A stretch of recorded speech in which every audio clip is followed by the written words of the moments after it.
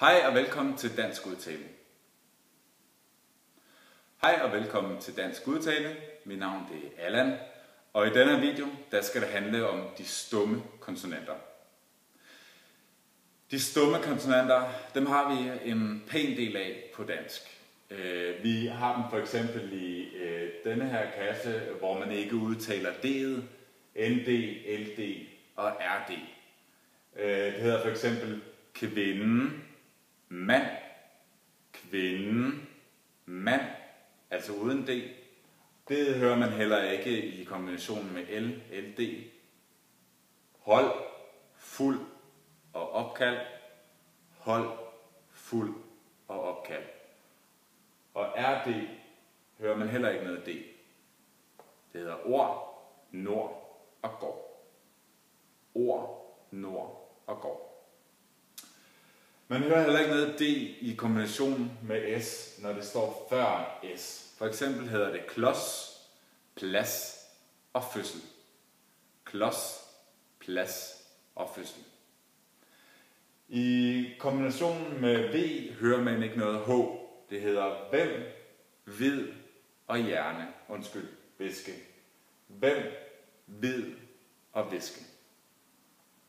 I kombination med J hører man heller ikke noget H. Det hedder hjem, det hedder hjælp, og det hedder hjerne. Hjem, hjælp, hjerne.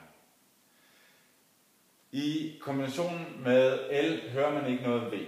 For eksempel hedder det halv, gulv og 12.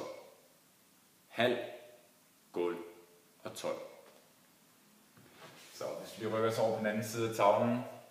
Ord, der ender på G, der hører vi ikke G'et i ord som dag og flag.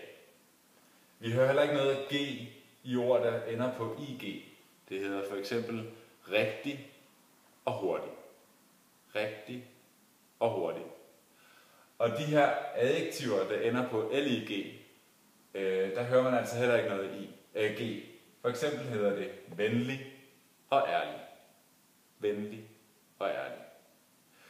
Til sidst har vi de her ord, der enten slutter på V, eller har et E inde i ordet, hvor vi kører det. Jeg har skrevet nogle op på tavlen, blandt andet hade, datidsformen er har, hade, det hedder spur og kur, og det hedder giver og gav, og bliver og blev. Det var alt, hvad jeg havde at fortælle om de stumme bogstaver. Tak for nu.